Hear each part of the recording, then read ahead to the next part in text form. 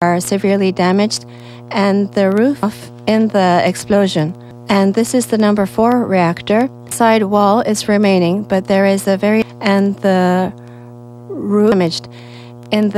For the 3rd, hydrogen explosions, therefore the damage to the buildings. As for why the explosions occurred, I was using this diagram. Until now, in number 3 reactors, this is the reactor, in the fuel in the reactor.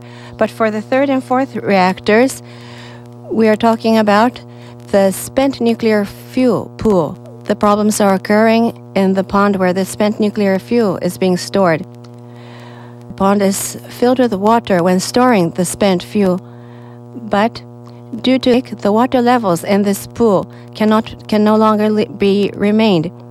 So the spent fuel is sticking out of the water, and its own heat is making the fuel melt, creating hydrogen together at the top of the building, and then as a result took place. That is what happened at the 3rd and 4th plants. And as we said earlier, what we want to do is to get as much water as possible into the spent nuclear fuel pools. And 2 methods are being considered right now. Is to use SDF helicopters to spray into the pool through the roof in which there is a hole to increase the water levels again. Yesterday once, but because of the high rate of the reactor, the operation was suspended and cancelled midway. Today, the 2nd method is about to be tried.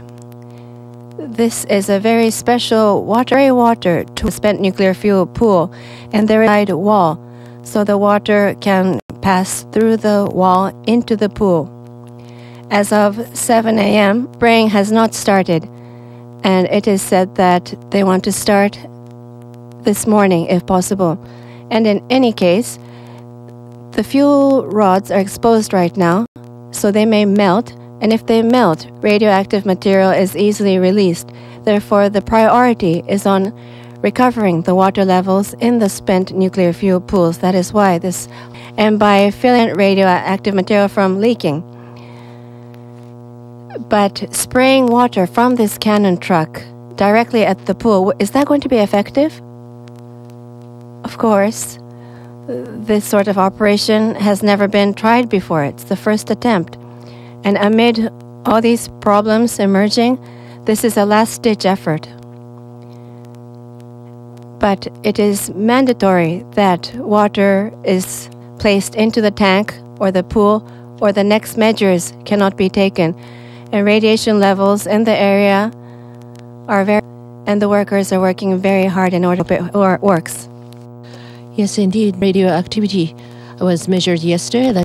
The data, yes, in Kita Ibaragi, microsievert, in Yokosuka, 0.131 from the reactor 1 to 4 of the Daiichi nuclear power board. Either the explosion or the leak, the radiation has been leaking already. And because of this, that even the distance is far from the plant, that the trace of the micro radiation is detected. High value was reported from the 0.8 microsievert, and Yokosuka, 0 sievert per hour was detected. To the experts, they say that it is for the comparison of the X-ray inspection. This is 1/40 of the value of the stomach. Is a 15.8 microsievert, which was northern. It doesn't have the impact immediately to the health that we have to everybody that who is ordered, and those areas that you are requested to evacuate inside of the buildings, please wear that raincoat, and also try not to if you have to go out of the house, and if you return home, that please try whatever that attached on your skin or that earth, shake them off.